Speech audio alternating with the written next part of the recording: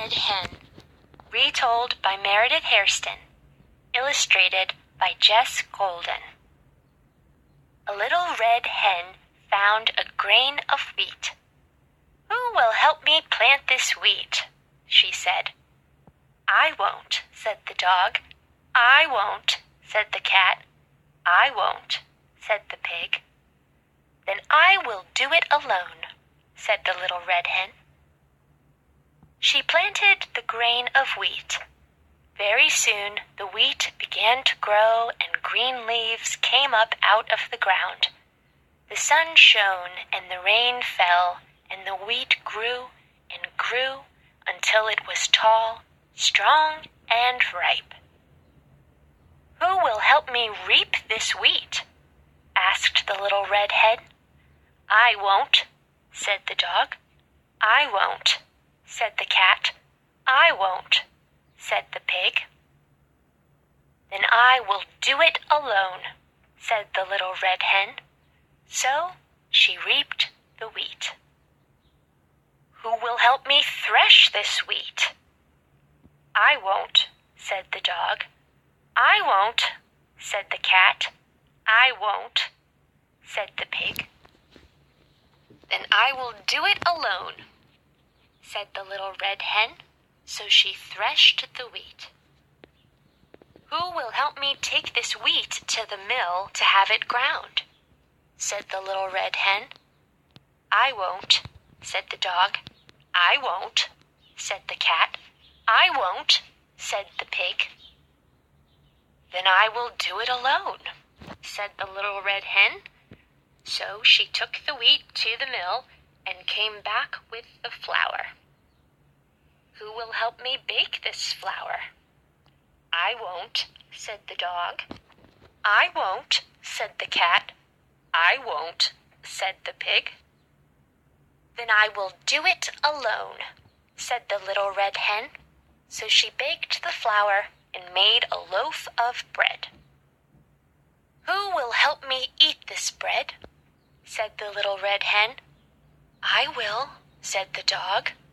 "I will," said the cat. "I will," said the pig. "I will," said the little red hen. "I worked hard to make this bread, and you did not help. Next time you can help me, and then I will share the bread with you."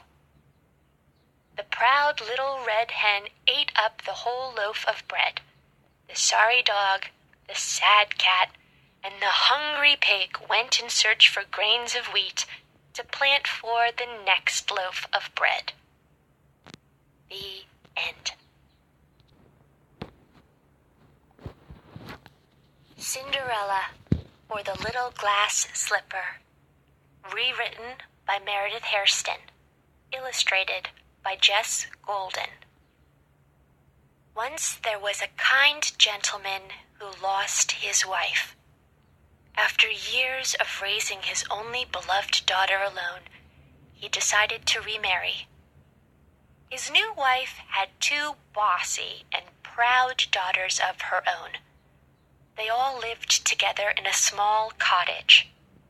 One day, the new wife began to show her own bossiness by telling the man's beloved daughter what to do.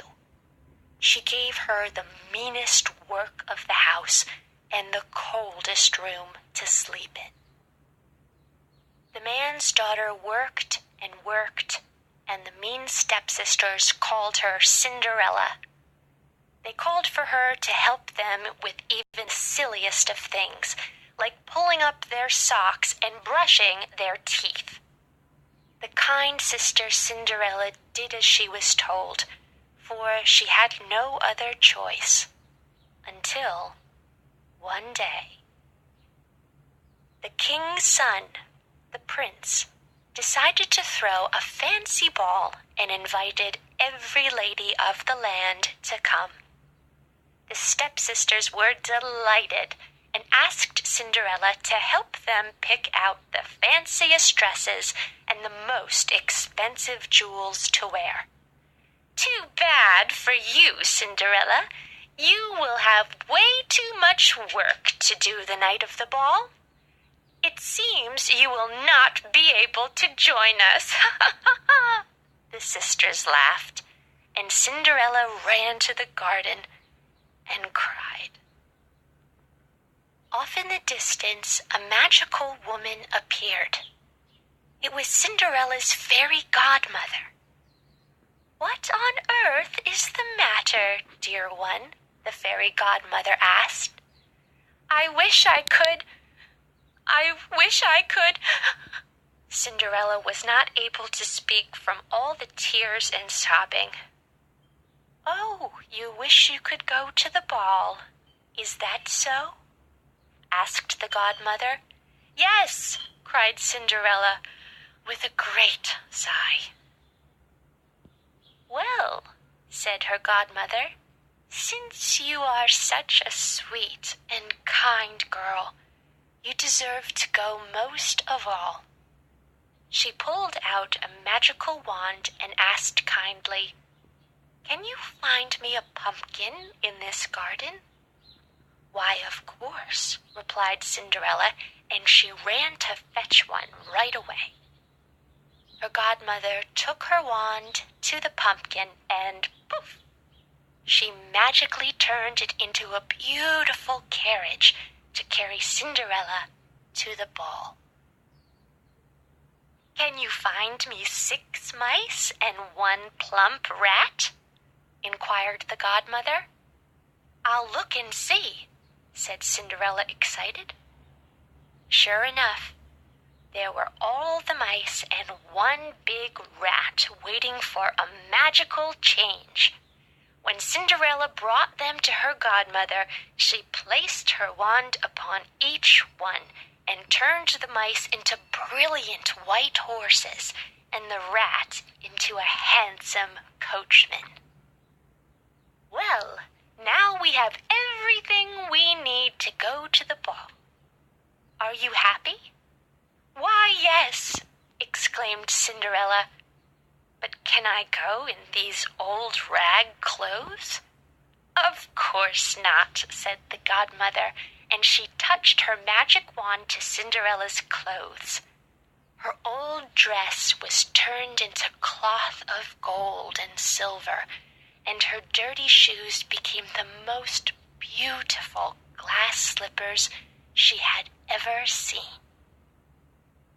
Cinderella was ready for the ball and climbed into the carriage. Before she left, the godmother had one more thing to say. "Do not stay at the ball too long.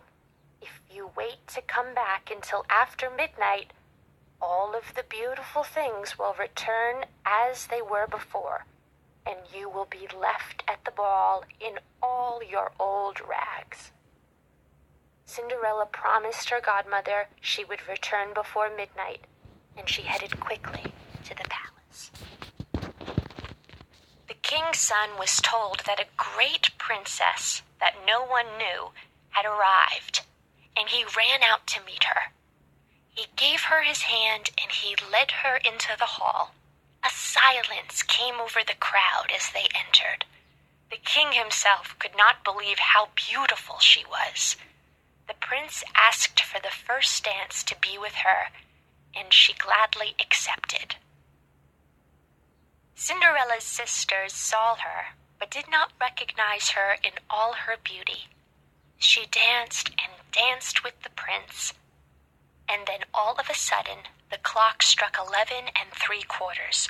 She immediately made a last curtsy to the prince and his company, and then ran away as fast as she could. The prince was surprised and ran after her, calling, "Princess, princess, wait, wait!" As she ran down the steps to her carriage, she lost one of her glass slippers, but she had no time to fetch it back. The prince kept the glass slipper and was determined to find the beautiful princess the next day. He made an announcement to all of the people that he would look for the woman whose foot fit into the slipper perfectly.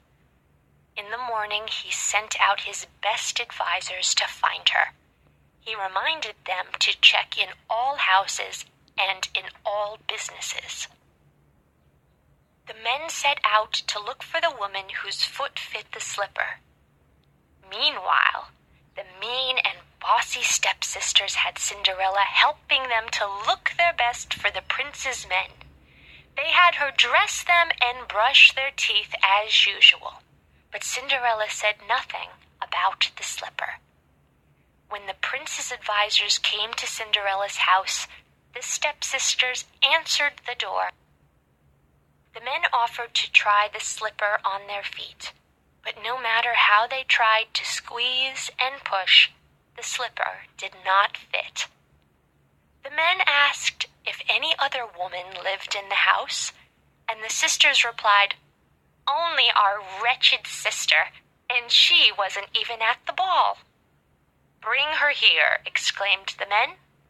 So Cinderella sat and offered her beautiful foot. Sure enough, her foot fit perfectly into the slipper. When the men realized that she was the missing princess, they were relieved. They offered to bring her to the palace where the prince would be waiting for her. She accepted the offer with joy. When she arrived at the palace, she reunited with the prince.